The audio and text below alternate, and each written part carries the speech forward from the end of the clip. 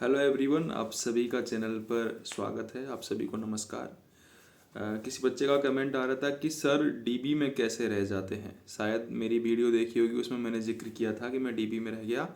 तो उन्होंने क्वेश्चन किया कि सर डीबी में कैसे रह जाते हैं। तो आपको सभी को वैसे तो पता होना चाहिए, लेकिन मैं फिर भी बता देता हूँ। डिस्कस कर लेते हैं अपन कि कैसे रह जाते हैं।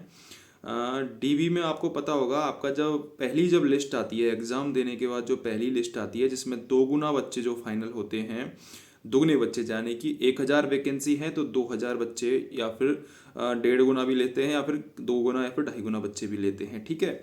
तो आपकी एक कट ऑफ निकल के आती है, उसमें आपके 2 गुना बच्चे बुलाते हैं वो लोग। ठीक है।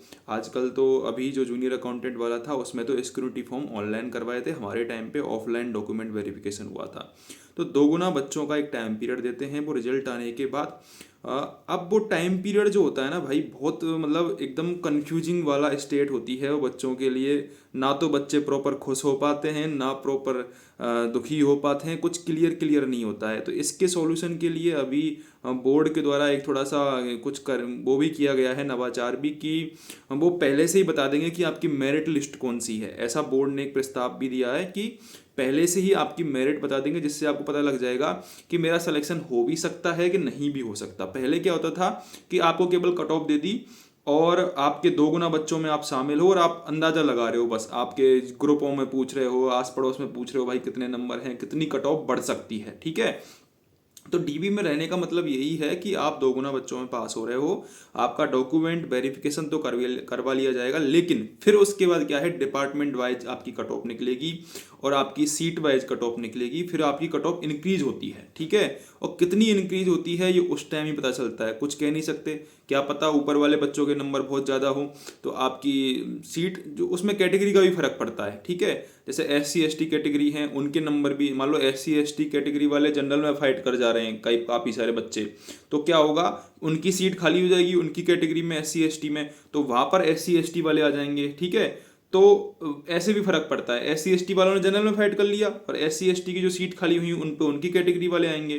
तो इस तरीके से वो वेरिएशन होता है, कितनी भी नंबर इंक्रीज हो सकते हैं। जनरल का काफ़ी सारे नंबर इंक्रीज होता है। जैसे कि 2022 वाले एग्जाम की मैं अगर बात करूँ तो लगभग 72 या 3 के आसपास हमारी कट ऑफ OBC की गई थी। ठीक है। और वो बढ़ गई 79 के आसपास, फाइनल कट ऑफ जो थी। ठीक है। और जनरल की जो गई थी 79 गई थी डॉक्यूमेंट वेरिफिकेशन के टाइम पे, और बाद में बढ़ गई थी 85 के आसपास, 85.86 कुछ ऐसे करके थी जनरल की कट ऑफ PWD के लिए। ठीक है। तो ऐसे करके कट ऑफ इंक्रीज हो जाती है। ऐसे ही AN के टाइम पर भी हमारा डॉक्यूमेंट वेरिफिकेशन करवा लिया गया था। डॉक्यूमेंट वेरिफिकेशन होने के बाद ही इंटरव्यू हुए थे AN के भी। तो मैं इंटरव्यू देने गया था और टोटल मार्क्स निकल के आए थे, उस टाइम मेरिट निकल के आई थी। तो मैं जनरल में क्वालिफाई नहीं हो पाया, उसमें AN के एग्ज़ाम में भी लास्ट में मेरे इंटरव्यू में मार्क्स कम दिए थे। तो मेंस में अच्छे मार्क्स थे मेरे, लेकिन इंटरव्यू में कम दिए थे। तो इस तरीके से आप डॉक्यूमेंट वेरिफिकेशन के बाद भी बाहर निकल सकते हो।